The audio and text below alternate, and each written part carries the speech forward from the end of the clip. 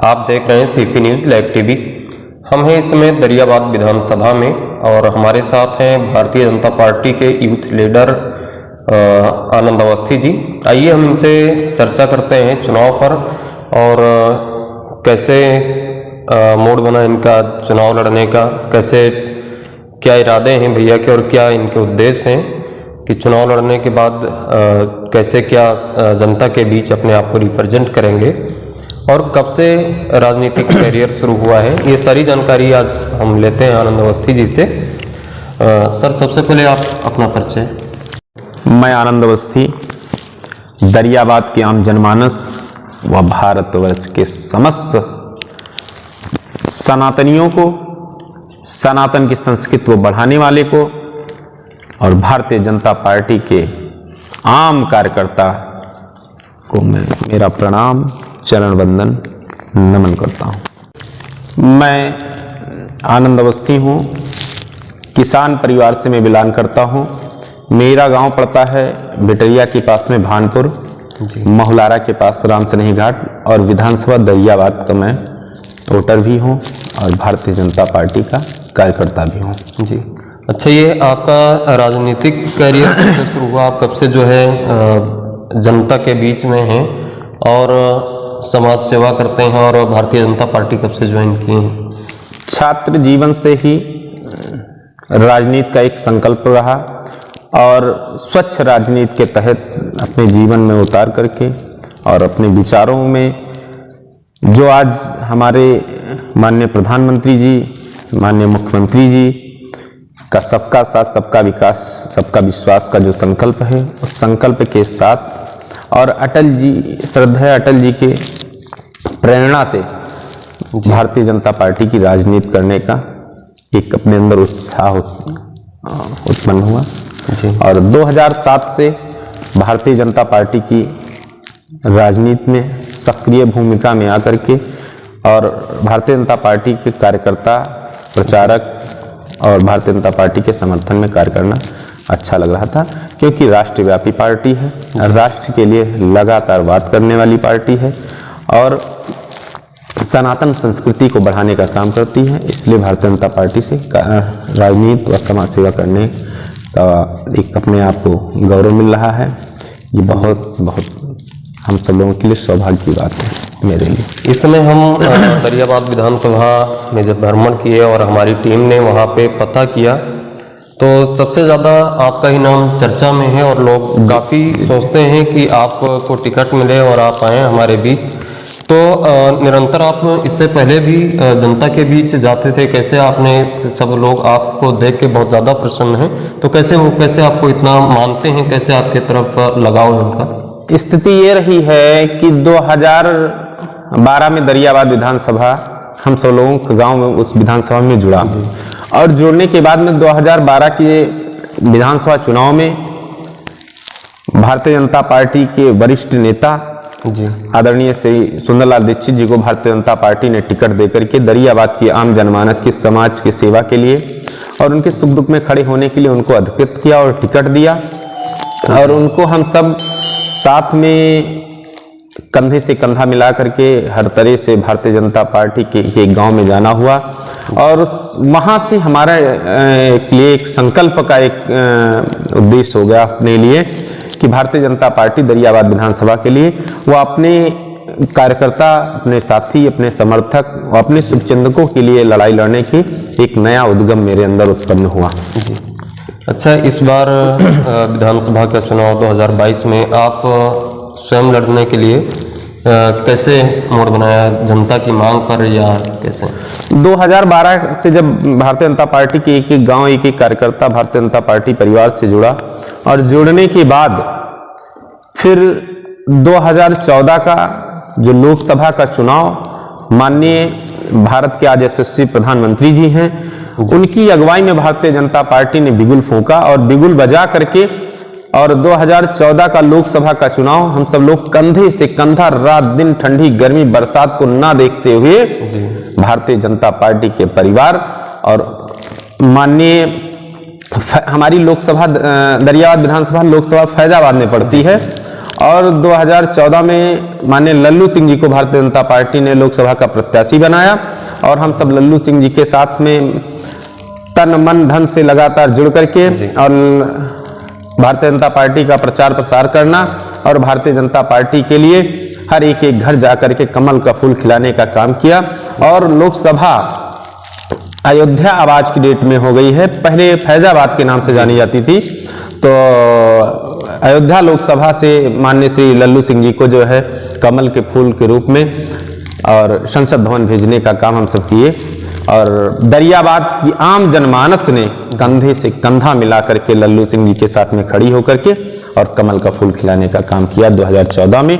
और उसके बाद में 2015 के पंचायती चुनाव आए। पंचायत चुनाव में मैं डिस्ट्रिक्ट बोर्ड का मतलब जिला पंचायत का चुनाव लड़ने के लिए हमारे समर्थकों ने, हमारे शुभचिंतकों ने और अभिभावकों का मार्गदर्शन रहा कि तब जिला पंचायत का चुनाव में लड़ा था तो 21 साल 6 दिन मेरी एज थी जब मैं इस दिन में नामांकन करने गया था। तो मुझे डर लग रहा था कि कहीं मेरा पर्चा निरस्त ना हो जाए, कैसे क्या हो जाए, कैसे क्या ना हो जाए।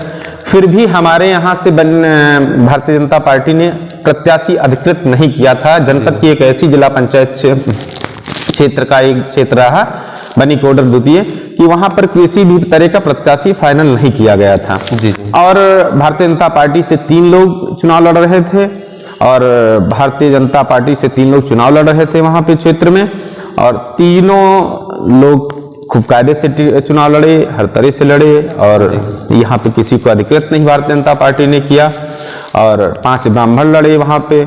ये क्षेत्रीय चुनाव होते हैं, ये चुनाव व्यक्ति विशेष के चुनाव होते हैं जी।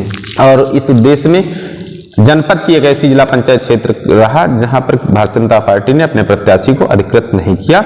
आमतौर से सभी लोगों ने चुनाव लड़ा और लड़ने के बाद में 5 ब्राह्मण लड़े, 4 क्षत्रिय लड़े, यादव जी लड़े, वर्मा जी भी लड़े, पाल जी भी लड़े, सभी वर्ग के लोग चुनाव लड़े और लड़ने के बाद में जनता का स्नेह अपार आशीर्वाद सब मुझे मिला।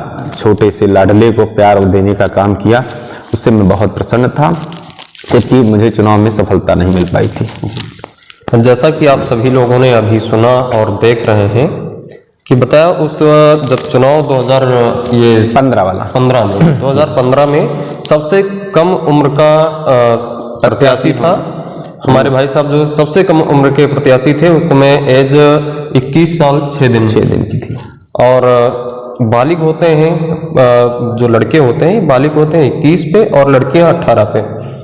ये बालिग होने के 6 दिन बाद से चुनाव लड़ना शुरू कर दिया और जनता के बीच शुरू से ही। अच्छा, आप जो है सबसे कम उम्र में कब से जनता के बीच में जाना शुरू कर दिया और उनके समाज सेवा के तौर पे उनकी मदद करना शुरू किया आपने? सबसे कम उम्र में हमारे यहाँ लोकसभा चुनाव हुआ था और तब सिद्धौर विधानसभा के नाम से जानी जाती थी जी। तो माननीय बैजनाथ रावत जी को भारतीय जनता पार्टी ने टिकट दिया था और उस उपचुनाव के क्षेत्र से मैं भारतीय जनता पार्टी के साथ कार्यकर्ता के रूप में कार्य करना प्रारंभ कर दिया था। तो उस वक्त आपकी उम्र क्या रही होगी? उस वक्त मेरी उम्र बहुत मान के चलिए लगभग में 12 साल रही होगी, 10-12 साल की मेरी एज थी और मुझे तब नारा लगते थे अटल आडवाणी जिंदाबाद, भारतीय जनता पार्टी जिंदाबाद, मुरली मनोहर जोशी, केसीनाथ त्रिपाठी, वेंकैया नायडू जिंदाबाद। ऐसे वजह से नारों के साथ में एक हिंदुत्व की पार्टी के नाम से चर्चित पार्टी रही। तो युवा होने के नाते, छात्र जीवन होने के नाते राष्ट्र समर्पण की भावना शुरुआत से थी और उस राष्ट्र समर्पण की भावना से कार्य करना मेरे लिए बहुत गौरव के क्षण थे। मैं उपचुनाव बैजनाथ रावत जी के चुनाव से मैं जो है अपना कार्यभार प्रारंभ किया जी राजनीति। जैसा कि आप सभी लोग देख रहे हैं कि सबसे कम उम्र से निस्वार्थ भाव से समाज हित में कार्य करते रहे, समाज सेवा करते रहे हैं और इस समय जिस तरह से गांव में और दरियाबाद विधानसभा में लोग की डिमांड है, मांग है कि हमारे आनंद अवस्थी जी को टिकट मिले। और सबसे अच्छी बात यह है कि जब जनता के बीच जाते हैं तभी जनता पसंद करती है। अगर जनता के बीच नहीं जाएंगे तो हम चाहे जितने अच्छे हों चेहरे से या शक्ल से, लोग हमको पसंद नहीं करेंगे, हमारी मांग नहीं करेंगे। तो सबसे अच्छी बात यह है कि हमारे आनंद अवस्थी जी जो है लगातार निरंतर जनता के बीच जाते हैं और एक आपने नारा वो स्लोगन लिखा है, आपका बेटा आपके द्वार जी। एक अपना संकल्प है और विधानसभा के आम जनमानस के बेटे के रूप में, भाई के रूप में, लाडले के रूप में, लाल के रूप में कार्य करने के लिए एक उत्सुकता है। अगर भारतीय जनता पार्टी राष्ट्रीय नेतृत्व, प्रदेश नेतृत्व, जिला नेतृत्व अगर मुझे अधिकृत करता है, मुझे समर्थित करता है, तो निश्चित है एक संकल्प के साथ ठंडी गर्मी बरसात को ना देखते हुए हर अपने दरियाबाद वासी जो अपने साथ हैं, अपने पार्टी के कार्यकर्ता हैं, अपने पार्टी के पदाधिकारी हैं, उनके सम्मान स्वाभिमान के लिए लड़ाई लड़ना मेरा एक संकल्प रहेगा। और अगर मेरे लोगों के साथ सम्मान स्वाभिमान से खिलवाड़ करने का किसी ने काम किया तो ये आनंद अवस्थी अपने शरीर के अंतिम बूंद के लिए भी दरियाबाद की भारतीय जनता पार्टी के आम जनमानस के लिए निछावर करने का काम करेगा। मुझे किसी भी बात की चिंता नहीं है, मुझे किसी बात की फिक्र नहीं है। हमारे लोग जो हैं, हमारा भारतीय जनता पार्टी परिवार जो है, अगर इसके साथ में किसी ने किसी तरह खिलवाड़ करने का काम किया तो मेरे प्राणों की आहुति देने में मुझे निसंकोच प्राणों की निछावर कर दूंगा, क्योंकि मेरा संकल्प है अपने लोगों का सम्मान स्वाभिमान सुरक्षित रखना और उनके स्वाभिमान को आगे बढ़ाने का काम रहेगा। हर एक गरीब से लेकर के, जैसे भारतीय जनता पार्टी का एक संकल्प है लक्ष्य अंत्योदय, पथ अंत्योदय, प्रण अंत्योदय, उस भावना से कार्य करना। और एक मूल मंत्र है चरेवेत विचारधारा के रूप में कार्य करना, गौरव के क्षण रहेंगे। और प्रभु रामचंद्र की नगरी है, उस नगरी में एक ही नारा, एक ही नाम के तहत जो एक चल रहा है, जय श्री राम, जय श्री राम। और भारतीय जनता पार्टी और भारत माता जी, ये दोनों मेरी माँ के स्वरूप हैं, माँ के समान हैं। इनके सम्मान, इनका स्वाभिमान, इनका सिरमौर कैसे ऊंचा हो, उसके लिए नित्य प्रतिदिन अपने आप को दरियाबाद के आम जनमानस के लिए, दरियाबाद के क्षेत्र के लिए, दरियाबाद के छोटे बड़े सभी भाइयों बहनों के लिए ये आनंद अवस्थी रात दिन तैयार रहेगा। कभी भी हम दो उद्देश्यों से हैं, चाहे सुख हो चाहे दुख हो, दोनों में हमारी सेम हिस्सेदारी रहेगी। और एक कदम अगर मेरे साथ कोई चल रहा, मैं उसके लिए 2 कदम चलने के लिए लगातार प्रयासरत रहूंगा। और चाहे वो 2017 का चुनाव रहा हो, चाहे 2019 का चुनाव रहा हो, भारतीय जनता पार्टी के दिए हुए प्रत्याशी के रूप में कमल खिलाने का काम किया गया। चाहे अनुराग ठाकुर जी राष्ट्रीय अध्यक्ष रहे हैं, उनके साथ कंधे से कंधा मिला के संसद का घेराव करना, माननीय लक्ष्मीकांत वाजपेयी जी प्रदेश अध्यक्ष रहे हैं, उनके कार्यकाल में विधानसभा का घेराव करना, माननीय केशव प्रसाद मौर्य जी के साथ में कंधे से कंधा मिला के विधानसभा का घेराव करना, डॉक्टर महेंद्र नाथ पांडे जी के प्रदेश अध्यक्ष के कार्यकाल में कंधे से कंधा मिला के भारतीय जनता पार्टी के विभिन्न धरना प्रदर्शनों में और विभिन्न अवसरों पर पार्टी के साथ कंधे से कंधा एक कार्यकर्ता के रूप में मिला के चलना, ये मेरे लिए गौरव के क्षण थे। और मैं किसी भी स्थिति में, किसी भी रूप में मुझे हिचकिचाने की कोई आवश्यकता नहीं है, क्योंकि मैं किसान का बेटा हूँ, एक किसान परिवार से निकल के आया हूँ। और राष्ट्र समर्पण भावना के साथ में कार्य करना। एक बात और मैं आपको बता दूं भाई साहब कि मेरा कोई राजनीतिक बैकग्राउंड नहीं रहा है, ना मेरे कोई पूर्वज राजनीति में किसी दायित्व पे रहे हैं, ना ही वर्तमान में किसी दायित्व पे मेरा कोई राजनीतिक बैकग्राउंड रहा है।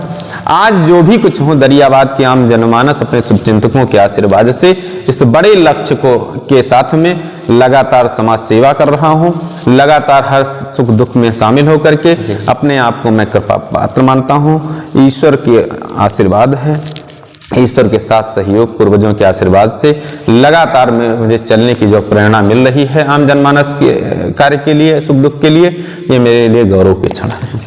आपसे एक अंतिम सवाल है कि माननीय प्रधानमंत्री जी की रैली में यात्रा में जो पंजाब में उनकी सिक्योरिटी में चूक हुई है, चूक है या कोई षड्यंत्र है, इस पे क्या कहेंगे आप? ये चूक इसको नहीं कहा जाएगा, इसको षड्यंत्र कहा जाएगा। और ये षड्यंत्र नहीं, ये बहुत ही निंदनीय है।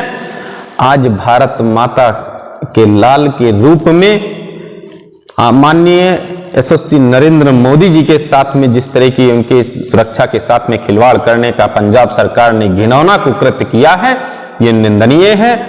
ये क्षमा के लिए इनको क्षमा नहीं दिया जा सकता है, ये क्षमा के प्रार्थी नहीं है। इनको जवाब उत्तर प्रदेश की जनता ही नहीं, पूरे देश का आम जनमानस इसका जवाब देगा, क्योंकि वो महाकाल के भक्त हैं, वो हिंदुत्व के पुजारी हैं, वो सनातनी के पुजारी हैं। राष्ट्र समर्पण उनकी विचारधारा है। उनके साथ में इस तरह का खिलवाड़ करना और एक सबसे बड़ा महत्व और सबसे बड़ा दायित्व अगर उनके साथ जुड़ा हुआ है, वो भारतवर्ष के प्रधानमंत्री हैं। भारतवर्ष के प्रधानमंत्री के साथ में सुरक्षा से खिलवाड़ करना किसी की मंशा नहीं होनी चाहिए, किसी का उद्देश्य नहीं होना चाहिए, क्योंकि ये निंदनीय है, ये घोर निंदनीय है। मैं कांग्रेस सरकार का विरोध करता हूं, कांग्रेस पंजाब सरकार का विरोध करता हूं, कांग्रेस पार्टी का विरोध करता हूं, और वहां के जो मुख्यमंत्री हैं उनको इस चीज का एहसास होना चाहिए। उनके साथ में भारतवर्ष का 70 से 75% देशवासी उनके साथ हैं, उनके माननीय प्रधानमंत्री के साथ कंधे से कंधा मिला के चलने के लिए प्रयासरत हैं। किसी भी तरह का बाल बांका ये सब नहीं कर पाएंगे, और उनके शरीर पर, उनके स्वाभिमान पे, उनके भविष्य पे किसी भी प्रकार की आंच नहीं आएगी। आम जनमानस का आशीर्वाद उनके साथ में है, और आज वो विश्व के सबसे बड़ी पार्टी के सबसे लोकप्रिय नेता हैं। ये भारत के लिए, भारत माँ के लिए कहीं ना कहीं ये गौरव की बात है, और भारत के आम जनमानस के लिए एक बहुत बड़ा एक स्वरूप है। वो हम सब लोगों के मार्गदर्शक हैं, हम सब लोगों के अभिभावक हैं, और हम माँ पीताम्बरा महाकालेश्वर से प्रार्थना करता हूँ और यशस्वी प्रधानमंत्री जी के दीर्घायु जीवन की कामना करता हूँ कि आप जिए हजारों साल, साल के दिन हों 50,000, ऐसे संकल्प के साथ माता रानी से मैं प्रार्थना करता हूँ दीर्घायु हो और लगातार भारत के सिरमौर को बढ़ाने का काम करें। ऐसे हमारे प्रधानमंत्री जी हैं, उनके ऊपर किसी भी प्रकार की आंच नहीं आएगी। काल भी उसका क्या करे जो भक्त है महाकाल का। ऐसे उद्देश्य से, ऐसे आम जनमानस से, केदारनाथ जी की कृपा से वो सुरक्षित हैं, सुरक्षित ही रहेंगे। हम सब लोगों के अभिभावक हैं, अभिभावक के रूप में कार्य करने का अवसर मिलता रहे, ये मेरे लिए बहुत सौभाग्य की बात है।